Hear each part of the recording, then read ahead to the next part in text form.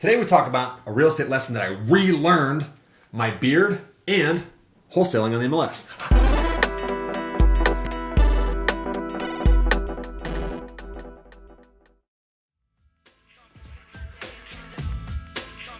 Welcome to I Love Real Estate Stories from the Trenches, episode number 11. You were wondering how I was going to do 11, huh? This is a show where we give the behind-the-scenes look at the life of a real estate entrepreneur, showing you what's possible and teaching you along the way. And we had some pretty interesting stuff go on this week, and I'm going to talk about that in just a second. But I want to give you guys a little known fact first. Did you know that I've got two brothers, and both of those brothers can grow a mean beard? I cannot grow a mean beard, but I shave once a week. That's a little known fact. So this right here, this is a week's worth for me. You couldn't even see, huh? When I'm back here, you can't see it. And I come up here, you can kind of see it. So this is scruffy for me. I shave once a week. Or something? No, I didn't go camping. I just got lazy. Sometimes I'll shave like before the thing on Friday because I don't want you guys to think I'm scruffy. But I didn't. And I'll probably shave tomorrow morning or definitely Sunday morning. And we'll recycle for the next week. Anyway, that's of no consequence. But something else that was exciting that happened this week, not that this was exciting, we post on Bigger Pockets sometimes, and they chose our post as a success story, and they sent it out in their email. So tons of people got that, and one guy in particular, he made a comment on the post, and here's what he said. I want to read it, okay? His name's Robert Swingle.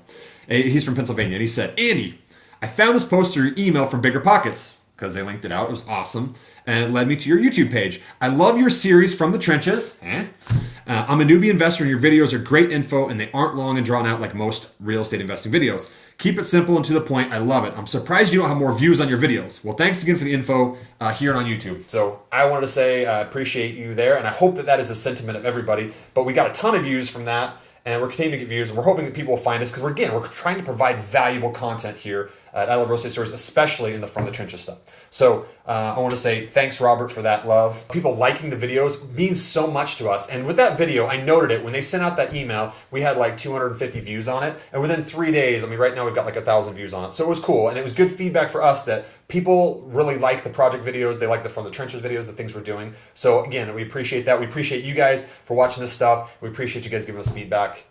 It's been awesome. It's been awesome. So, but I want to get into it. What happened specifically this week? So I sold a property this week, a retail sale, because I do some fix and flips as well as wholesales. And this property I'd been sitting on for about 7 months. I was kind of sick of this property, and it happens, okay? You guys might remember, if you guys have been watching some I Love Real Estate Stories videos, the raccoon house where Mark Wasson is a project manager, and it's just this ugly colored yellow. That one still hasn't sold? No, it sold this week. I'm going to tell you why. Wow, that's a long time ago. It was a long time ago. I remember that one, yeah. I don't sit on houses that long, but this one was long for me, being like 7 or 8 months. But was the color the problem? The color, no. I would not have listed it with that color. But if you guys check out the raccoon video, then maybe Jason will link it up right here.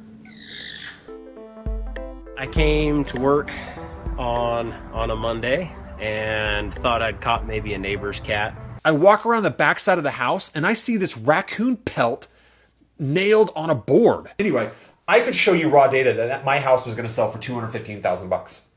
Comparables, houses similar in a similar area, right? That was true data. But the intangible always is, every house is specific in and of itself.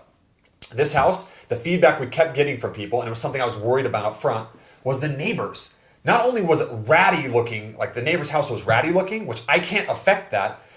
Their house was like right on the property line, and there's a window right there too. So like the window literally like looks out into the backyard. So if your kids are out there playing, you're gonna have these weird neighbors staring at you. So it's just kind of a weird setup, and that's something you can't change. So if you're buying houses, look at the comparables, but also look at your specific house and think, is there something weird here?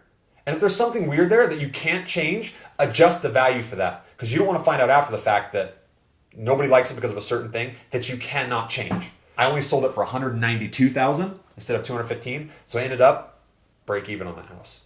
So break even though, that's okay, right? That's all right. I didn't lose. I'll tell you what I felt like. Chevy Chase at the end of Fletch lives. He inherits a property that's got swampland on it, right? So his ex-wife's attorney comes and she says, "We know you got this new property. Got this property inherited. We're gonna get half of it anyway. Tell you what, you give us the whole property and we'll go away for the rest of your life. You'll never have to pay us another dime." And he's like, "Are you sure?" I promise. And Chevy Chase goes, "You know you're ripping my ancestral property from me." Puts it on his forehead and is about to sign it, lifts it up again, puts it down, gets rid of it. So when I sold that property, I was just like, get rid of it. That's what it feels like to get rid of a property you've owned for 8 months. But the good story of the week, to counteract that bad story, right? The house that didn't sell. The good story of the week was, I'm primarily a wholesaler. So sometimes when we get a house and we're going to assign it out, or sometimes we're going to do a double close, we'll blast it out first because we want to find a buyer for that property. Well, we found a property that we knew we got a good deal on. And it was kind of a hoarder house, okay? The person that sold us the house, when we went to see it, it just had tons of stuff in it, right? In fact, they were like electronic hoarders, a bunch of boom boxes. Like, I don't know how many boom boxes. Did you walk through the house?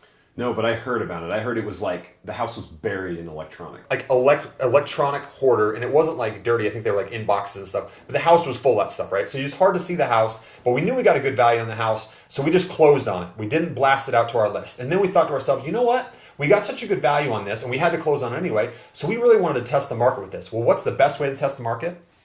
Everybody knows that right now you're thinking, as a real estate investor, I can't buy from the MLS. Everybody's paying too much money on the MLS, right?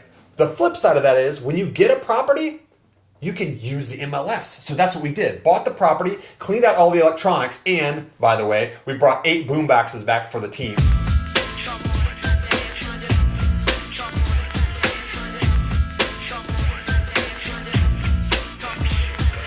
So we cleared it all out so everybody could see what the property was. We put a sign in the yard, just what real estate agents do. We listed it up. We did nothing else. And we listed it up for, I don't remember what we listed it up for, like 115, 120 grand.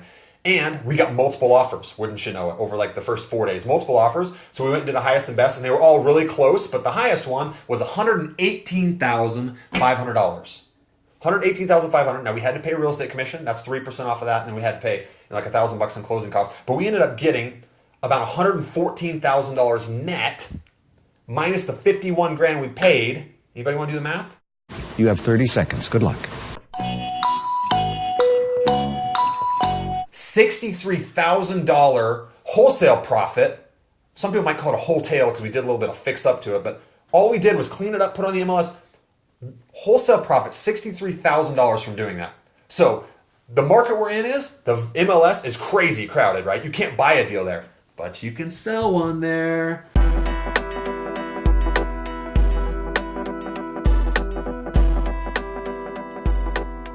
That's it, man. That's pretty much all that happened. But I would love some questions. If you got questions about anything, you can ask about my beard, stuff in here. You can ask Jason questions. Ask us any questions that you want, and we will answer it. And you can ask those questions at Andy.loverealestatestories.com. You can email me. You can hit us on Facebook, because you've gone to our Facebook page, right? I Love Real Estate Stories on Facebook page.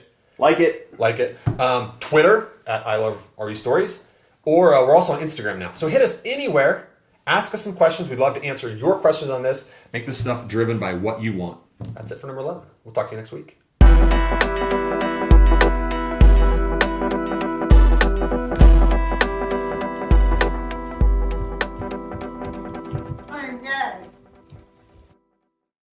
What's your occupation, Mr. Fletcher? I'm a shepherd.